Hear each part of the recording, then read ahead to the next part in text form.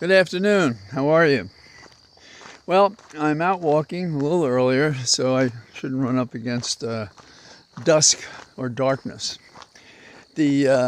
The weather is terrific. According to Thomas Jefferson, it's 74 degrees. It was almost an ideal day. I missed having my motorcycle today. Of course, until you get out in traffic and then you deal with the people that ignore motorcycles, or you go on the roads, they're too soft for the weight of your bike. But that aside, it still would be a great day to go for a bike ride.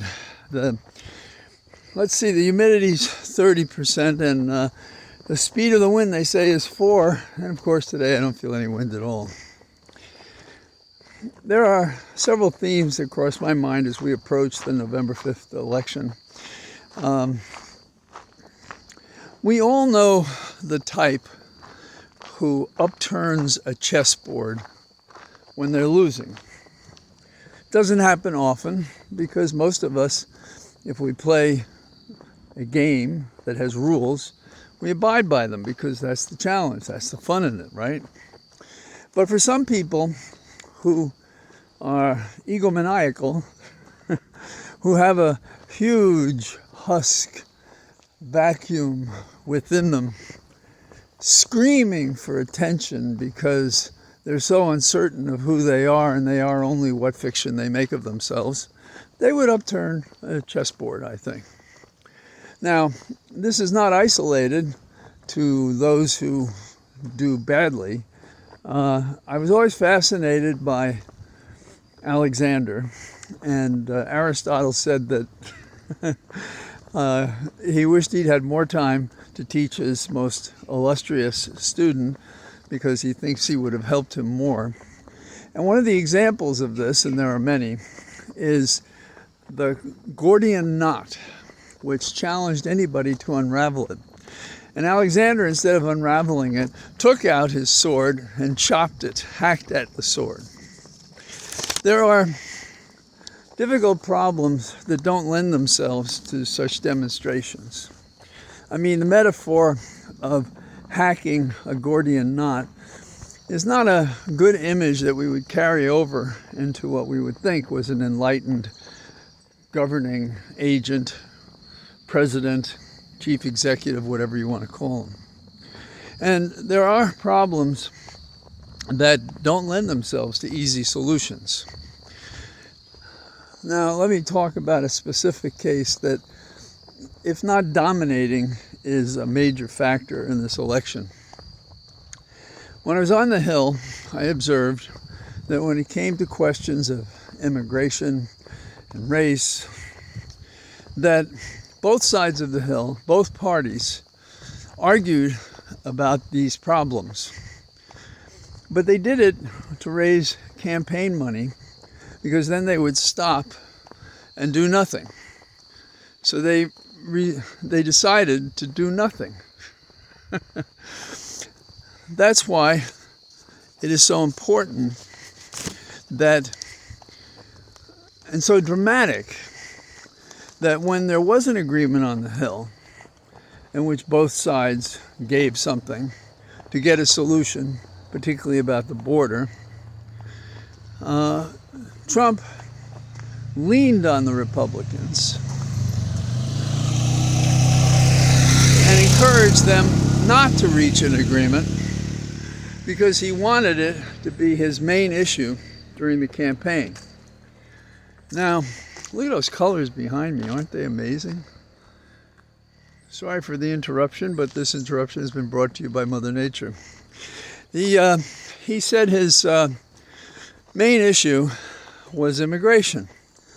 Now, there's a member of my office who lives in West Virginia, and we talk from time to time. We have differences of opinion about how I thought the election was going in West Virginia, asking him, a person who lives in West Virginia.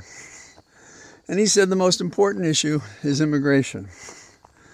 Now, West Virginia doesn't have a border, and I mentioned that. He said, doesn't matter, it's the issue. So when trying to understand how that could be the issue, given the geography, given the other things that are so important to West Virginia, a state that has challenges in personal and statewide economics, that has energy challenges and so many other things, that the question of the borders should be number one. And Trump realizes that's true. And what I think it means is it's bias. It's the scapegoat mentality. It's the prejudice against people of a different color or origin. It is a denigration of our promise to people from abroad that if they need freedom, if they want to find a place that will welcome them despite their differences, then that's us. And that's what the lady in the harbor, the Statue of Liberty, means to us. And being from New York and having seen it, and occasionally having taken guests out to New York to see it, it's more than a statue. It is a statement of who we are. So when we make that the issue and we don't allow there to be a settlement, what are we saying about Trump? What are we saying about the Republicans who did this on the Hill? We're talking about people who campaign only and govern hardly at all, who then point a finger at the Democrats and say it's their fault for the failure of the Republicans to do anything at all, particularly on an issue that they claim is so important. And even on the talking heads today, that's what they say. So as Nixon was concerned about using racism against the Democrats, so we have Trump doing the same today. And he makes allegations against the people who are just not, talk about hitting a person when they're down. Here you have people who are literally fleeing here from terrible conditions elsewhere, ready to work and work hard when they are here. And we then slander them in every way possible, questioning their DNA, their criminality, that their blood will be a poison in America. What kind of a person would support a candidate like that? One as craven as he is. And this question on Fox, are you saying there are stupid people? Well, there have to be some stupid people. There have to be some craven people. There have to be some lying people. There have to be some bigoted people in order for Trump to exist. But in our bullshit elections, we don't talk frank. We don't say it as it is. And so we're always one removed from what is the real discussion. The parable of the cave, as you may know or remember from a philosophy class or movie or whatever, basically imagines a person sitting looking at a wall, and on the wall are the shadows cast from behind them where they can't see. And these shadows on the wall become the reality of those forced to look only forward and to see only these shadows. But in this parable, if you will, someone escapes, climbs up out of this cave where the reality is as I've described it, sees the light of day, and then thinks to go back and to tell them what he's seen and that what they're looking at is not reality. And he is rejected. That's the American problem. We talk fiction so much that it becomes indistinguishable from fact and reality. Promises are based on these fictions. And so the distortion is enormous. And so the need for us to talk to our neighbors and our friends, to support with funds and the kinds of activity that can combat the lies and discrimination that are the ground of the Republican being as of now in this country. Doesn't have to stay that way. Doesn't have to say that way. Now, Trump, apparently by his lawyers, even in this election, is trying to settle a case with her. I don't have any problems with settling a case.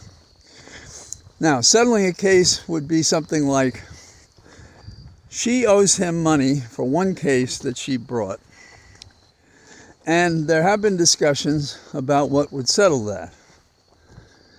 And I don't want to say a number, but I think it's something like $600,000. So you might say, if you give us $300,000, we'll call it a day, or who knows. But apparently, Stormy Daniels' current counsel is being besieged to accept a compromise, provided that she stays mum, she shuts up. So even now, within the shadow of the election, they're still looking to do the kind of censorship that has already not only reflected poorly on him, but has cost him victories in court. We have Jill Stein. She's kicking around in the same race, trying to give some wiggle room to Trump. And we have answers for this. We've seen it. We have our candidates who are out there working, talking, meeting, being imaginative, fighting for the points in the battleground states and elsewhere. There's little doubt that, like Hillary,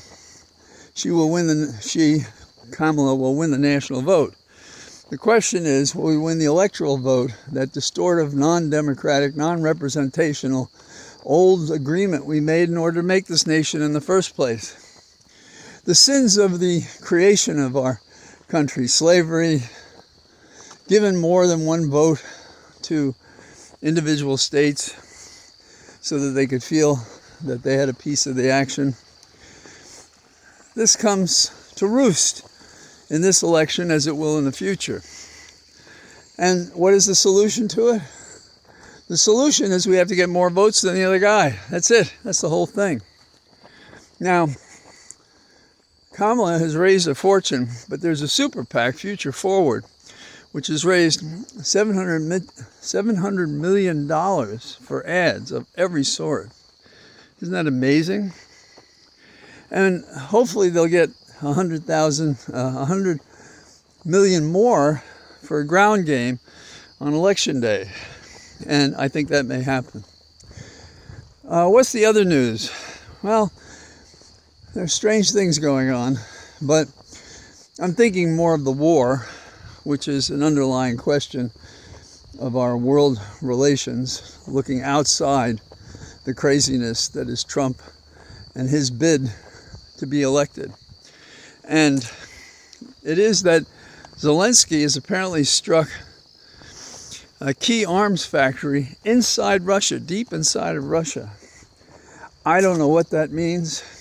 We've come a long way from when we thought, a lot of us thought, that Russia was so poised with this bullshit about doing military games that turned out really to be a mass movement to invade Ukraine. And instead of it taking days, here we are now, and Zelensky striking back into Russian territory. I don't know what our role is in that. As tempting as it may be, it should be none.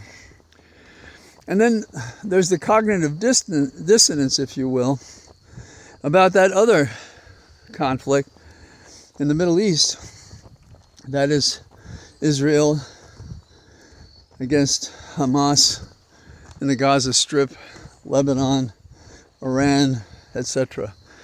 And it is the current notion that by killing Yahya Sinwar, apologies for pronunciation, that somehow or other that will loosen up the possibility of discussions, because we will so break their spirit that they'll want to have a ceasefire. Are they saying this to us because they want us to believe it? Does anybody believe that? So you kill the person who started October the 7th, engineered it, and you expect them to become disheartened rather than furious and intent on fighting even harder. Now, that may fit Netanyahu's apparent plan, but the women, the children, the non-combatants, the region are all at risk because of that. And mark my words, someday, sooner or later, somebody's going to drop a drone on one of our leaders or one of our allies, and we're going to say foul when we were doing the same thing. It always made me uncomfortable when Obama did that as well. That's just not the way. Well, I don't think that's the way you fight a war. And when you decide to fight a war, you can't pretend it's something else, as we have in almost every instance in our American history. So, I think we continue to march on. We continue to do the things we're doing. And if we do everything we can, we're going to win on November the 5th, or several days later. So I say good afternoon to you from the Cathedral of Trees. And with any luck, I look forward to seeing you tomorrow. Bye-bye.